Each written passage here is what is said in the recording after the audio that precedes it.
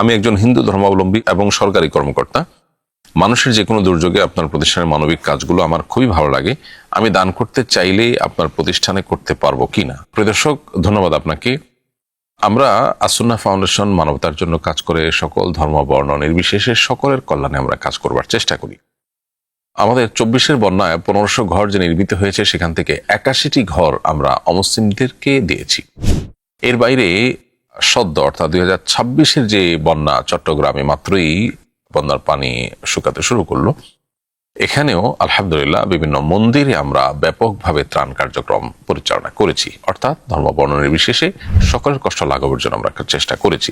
সুনামগঞ্জে 2022-এর বন্যায় আমি নিজে হিন্দু পাড়ায় গিয়ে ঘরে ঘরে ত্রাণের বস্তা আমাদের স্বেচ্ছাসেবকদেরকে সাথে নিয়ে আমরা পৌঁছে দিয়ে এসেছি।